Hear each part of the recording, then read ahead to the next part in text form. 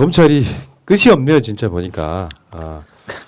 월성 원전 1호기 경제성 조작했다고 산업부를 압색하고요. 당시 백운규 전 장관 자택도 압색을 진행 중인. 이건 진짜로 말도 안 되는 상황이거든요. 이게 조국 장관의 이 민정수석으로서의 어떤 정무적 판단에 뭔가 법의 잣대를 들이대는 것과 상당히 유사한 구조입니다. 정부가 탈원전이라고 하는 것이 경제성을 보고 한 게 아니에요.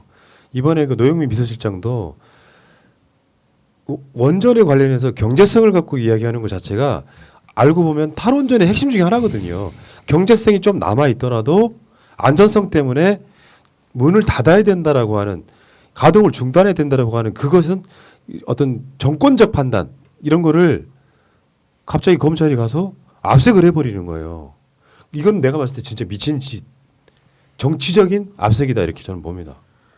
아니 중요한 거는 검찰 자체가 경제성이 조작되는지 안 되는지를 어떻게 알아요? 모르잖아요. 그러니까 무슨 얘기냐면 경제성이 이게 예를 들어서 뭐 그전에는 뭐 1조 원의 경제성을 평가했다가 그다음에 뭐 100억대로 예를 들어서 줄였다고 하더라도 그걸 줄였다는 거에 타당한 이유가 되면 줄일 수가 있는 것인데, 그거를 보면 검찰이 자기 내피셜로 이건 아니야, 오히려 1조가 아니라 2조의 값어치가 있어라고 평가를 하겠다라는 것인지, 압수수색에 이게 건이 되는지도 잘 모르겠네요.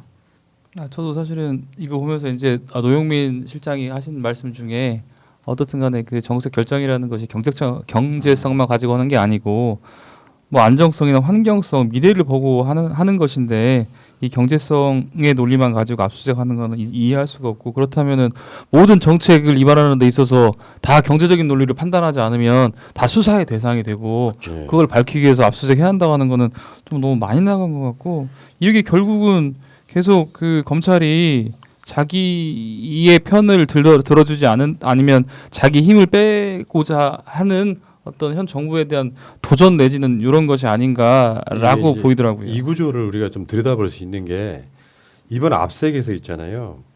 한국가스공사 본사를 압색했는데 한국가스공사 사장이 최이봉이라는 사람입니다. 이 사람이 월성 1호기 경제성 평가 당시에 청와대 산업정책비서관이었습니다. 그러니까 문재인 정부의 탈원전에 대해서 지금 사실상 압색을 하는 것에 가깝다라고 보면 됩니다. 이민희들 미친놈들 아닙니까? 그러면은 앞으로 정부가 하는 모든 정책들 있잖아요. 복지, 통일, 그러니까 문재인 대통령이 예를 들어 김정은 위원장을 만나는 과정에 있어서 뭔가 논란거리가 하나 있다 쳐요. 압색? 이게 도대체 뭐 하자는 짓거리죠? 아니 지금 말씀하신 것처럼 그때 김정은 위원장하고 저기 판문제 만났을 때 잠깐 그 선 넘어갔다 왔잖아요. 구속하겠네요. 검찰이 그거 증거 영상이 실적법 있다고. 위반이죠. 실적법 위반. 영상까지 있다고 구속하게 생겼고, 경제성이라는 거는 되게 복합적인 게 뭐 여기에 좀 맞는 비율일지 모르겠지만 우리 닥터 헬기 논란 많이 하잖아요. 이게 한 번 띄우면 뭐 몇백만 원인데 이것이 뭐 과연 경제성이 있다 없다 뭐 평가를 하는데, 예를 들어서 그 경제성이 없을 수도 있죠. 하지만 예를 들어서 그로 인해서 어떤 사고를 줄일 수 있다라면 그 사고를 막지 못했을 때 발생한 사회적 비용은 몇 억이 더 될 수 있거든요. 몇 천만 원에서 몇 억이 될 수 있는 건데, 그런 걸 사회적 비용을 다 합치면 경제성이 있는 것이기 때문에 적자임에도 불구하고 닥터헬기라는 이런 걸 운영하는 것이고, 월성 1호기 같은 경우는 마찬가지죠. 경제성이 있을 수 있겠지만 그거 말고도 환경적인 부분이라든지 뭐 노후화된 어떤 위험, 이런 것들이 더 위험하다라면 경제성이 없다고 평가할 수 있는 건데, 이런 정책적인 것을 검찰이 나선다라는 것은 정말 너무 말이 안 된다 생각하고 있습니다. 그러니까 법률적 잣대를 대는 것, 그러니까 검찰이든 그 법원이든지 간에 이거는 사회의 최종적인 갈등을 해결하는 구조가 돼야지, 오히려 법률적 잣대를 가지고서 모든 정책에 개입하고 이걸 그러니까 법률보다는 항상 그 정치가 우위에 있는 거잖아요. 그래서 정치 행위, 국가를 경영하는, 그러니까 통치하는 행위에 대해서 자꾸 법률가들이 개입하는 것 자체에 대해서 저는 반대입니다.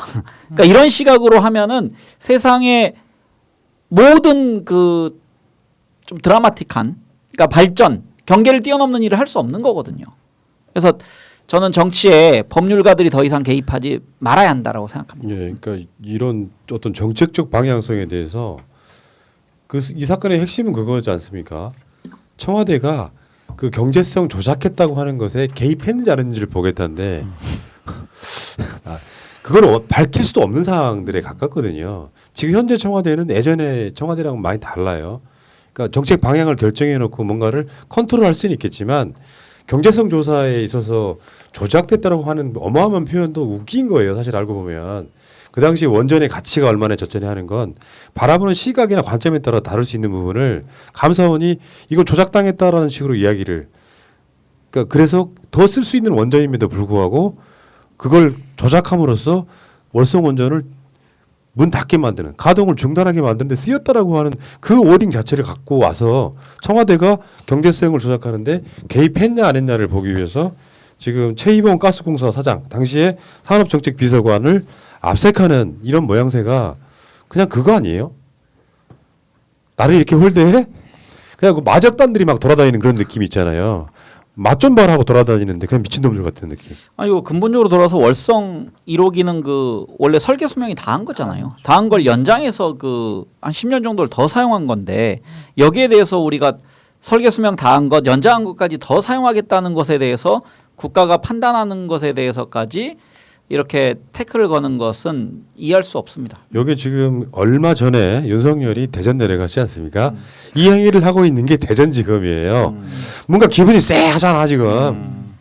지금 대전에 윤석열의 측근들이 제일 많이 포진돼 있는 곳이에요. 그러니까 우리들 마음속으로는 이게 까마귀 날짜 배 떨어지는 느낌이 확 들어서 정말 괘씸하다는 생각이 듭니다. 그러니까 모든 무슨 뭐 고발이나 이런 건들이 들어오면 선택적으로 어떤 정치인은 13번 고발을 해도 수사를 안 하고 어떤 경우에는 얘들이 나서가지고 정부 벌한 듯이 그냥 들이닥쳐가지고 압색하고 이거는 내가 봤을 때는요 윤석열은 뭐 누구 말씀처럼 뭐 민주당 뭐 하냐 하시는데 뭐 민주당이 뭐 안 하는 건 아니고요. 말하자면은 정치인들은 할 수 있는 게 자기 개인적으로 뭐 성명을 내거나 보도자료를 뿌리거나 페이스북에 글을 쓰는 수밖에 없겠지만 일단은 지금 이 미친 거는 아마 추미애 장관이 계속해서 입장을 밝히고 있는 상황이거든요. 정치 검사들의 뭐 정책 흔들기, 뭐 정부 흔들기 있다 이렇게 이야기를 하고 있는데 정확하게 보고 말씀을 하시는 것 같습니다.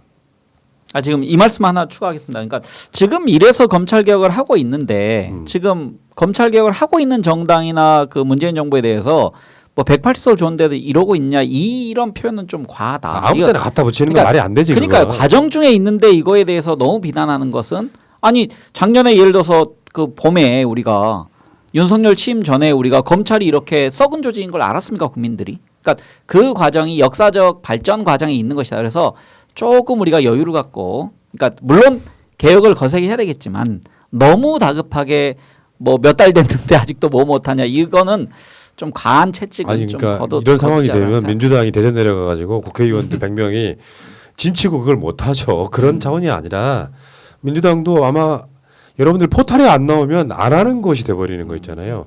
보도에 안 나오면 안 하는 것이 돼버리는 그러니까 선택적으로 지금 언론들이 그런 보도를 쏟아내고 있는데 민주당 뭐하냐 하시는 건 이 상황에서는 아무 의미 없는 오히려 민주당 흔들기밖에 안 되는 것 같고 지금 민주당의 법사위 국회의원들만 해도 이런 것들에 대해서 계속 센 메시지를 내고 있지만 언론이 안 받아주고 포탈에 뭐 탑에 안 나오면 아무것도 안 하는 것처럼 이렇게 하지는 마시고요. 그러니까 충정으로는 이해합니다. 그럼요. 하지만 네. 너무 우리 내부에 대해서 비난하지 말자라는 게 제 취지입니다. 그리고 이렇게 갑툭튀로 막 튀어나오다 보면 대응하려고 해도 시간이 필요하다 생각하고 있습니다. 이거 누가 상상이나 했겠습니까? 이런 월성 1호기 관련해 가지고 이 압수수색 할 줄에 대해서. 예. 대전지검의 두봉 검사 지검장하고 있습니다. 그 추미애 장관이 했던 말 중에 하나인데요. 검사 동일체 원칙이 아니라 책임 동일체여야 한다라고 하는 말에 뭉클한 느낌이 들더라고요. 이게 검찰의 핵심이잖아요. 그러니까 핵심을 잘 파악한 말씀을 하셨고 저는 이게 그 물론 판사 출신이라는 특성도 있지만 저는 정치권에 오래 있었던 분의 관록이다라고 생각합니다. 그리고 아까 말씀드린 것처럼 검찰은 하나의 식구처럼 돼 있어요. 그러니까 그 오서방파의 그 조직의 식구 보호하는 것처럼 검찰 내에 들어오면 다 우리는 하나의 식구고 가장 큰 형의 말을 들어야 되고 우리와 관련된 비리는 다 덮어주고 술 먹다가 어떤 사람을 살인을 해도 그냥 너 아, 검사 옷만 벗어. 그럼 너 그냥 무죄로 풀어줄게. 라는 격려를 가지고 있는 조직이거든요. 그 조직에 대해서 자기들이 동일체라고 해서 집단의 이익을 형성하는 게 아니고 자기들 조직에서 하나만 문제가 있어도 거기에 대해서 공동 책임을 갖는 그런 구조로 만들어야 됩니다. 이 조직은. 그게 이제 이명박 수사 같은 것이 대표적인 거죠. 어떤 검사놈은 무혐의를 주고 어떤 검사놈은 어쩔 수 없이 수사해가지고 이명박을 감옥에 보내면 진 죄는 똑같은데 정권에 따라서 검사에 따라서 죄가 달라지는 것 자체가 문제거든요. 예를 들면 이런 거잖아. 조범동 재판에서 어떤 재판장은 이거 권력형 비리 아니야. 정경심 교수는 책임이 없어라고 판결을 내렸는데 어떤 재판하는 놈은 이걸 유죄로 봐버릴 수 있단 말이에요. 그러니까 나는 그 비슷한 구조는 이렇게 생각해. 여론조사 기관들이 많이 있어요. 어떤 여론조사 기관은 민주당이 이기고 있고 어떤 여론조사 기관은 국민의 짐이 이기고 있으면 둘 중에 하나는 거짓말하는 거잖아요. 그러니까 지금 다시 책임 동일체 원칙으로 가면 내가 한 수사가 아니더라도 검찰이 역사적 사건에 있어서 잘못 어떤 판단을 내리거나 해서 인권 유린이 됐다거나 또는 사건이 덮였다거나 하는 부분은 서로 그렇게 생각을 해야 되는데 이명박에 대해서 현직 검사는 단 한 놈도 여기에 대해서 사과하거나 반성하는 놈이 없다는 거예요. 그게 책임 동일체 원칙이라는 새로운 신조어인데 내가 감명을 받았다니까요. 아 맞구나. 저도 똑같은 생각을 했는데요. 추 장관님 워딩을 좀 몇 가지 그대로 보면 함께 대우고 학성하는 자세가 필요하다고 생각한다. 그리고 검사들한테 과거 선배들이 그랬지 나는 무관하다 이런 자세가 아니라 책임을 같이 지겠다라는 자세가 필요하다. 그리고 이제 추 장관이 지금 하고 있는 것들이 누가 검찰의 중립성을 회복시키겠느냐, 검찰의 잘못을 바로잡기 위해서 내가 그런 책무를 맡고 최선을 다하고 있다. 이런 것들이 정말 이 뭐 계속 그 국민의 짐이 공격해가지고 아니 왜 이렇게 시끄러워요? 당신 뭔가 나쁜 짓 하니까 시끄러워지는 건 아니에요. 이런 말을 하고 있지만 정말로 검찰의 중립성을 확보하고 검찰을 제대로 세우기 위해서 하고 있는 것이다라는 그런 중요한 포인트를 잘 지적하신 것 같습니다. 자, 그 이야기는